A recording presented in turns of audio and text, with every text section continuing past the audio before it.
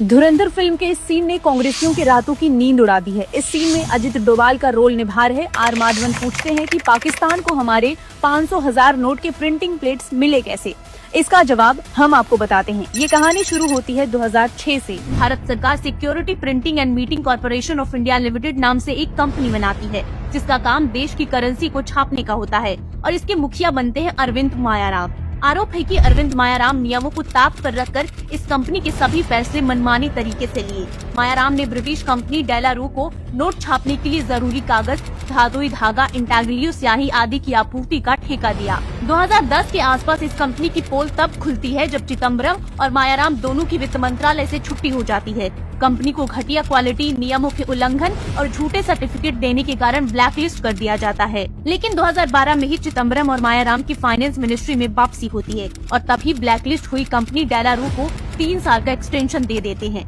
कथित करेंसी घोटाला देश की सुरक्षा से जुड़ा केस है, क्योंकि जिस कंपनी से डील होती है उससे पहले शर्त होती है कि वो दुश्मन देश का वैसा मटेरियल सप्लाई नहीं करेगा जो भारत में सप्लाई होगा। लेकिन कांग्रेस के करीबी मायाराम ने जिस कंपनी को एक्सटेंशन दिया, उसी कंपनी पर आरोप लगे हैं कि वो पाकिस्तानी करेंसी छापने और उसको भी वही मटेरियल उपलब्ध करवा रही थी। अरविंद मायाराम के वित्त सचिव रहते हुए इस कंपनी को करेंसी में उपयोग किए जाने वाले कलरफुल धागा खरीदने का ऑर्डर दिया था। ये ऑर्डर लगभग 1688 करोड़ का था। ये खरीद 2012 में हुई थी, जबकि कंपनी को तो 2011 में ही ब्लैकलिस्ट कर दिया गया था। आरोप है कि मायाराम ने सब कुछ जानते हुए भी ब्रिटिश कंपनी को अवैध रूप से 3 साल का एक्सटेंशन दिया। साथ ही ऑर्डर में टेंडर प्रोसेस भी नहीं अपनाई गई। 2014 में मोदी सरकार के आने के बाद डेलारू कंपनी का ये केस पीएमओ तक पहुंचता है। डेलारू कंपनी से आपूर्ति रोक दी जाती है और नए सिरे से टेंडर जारी किए जाते हैं, जिसके बाद साल 2005 के मुकाबले लगभग आधी कीमत करेंसी मटेरियल की आपूर्ति होने लगती है।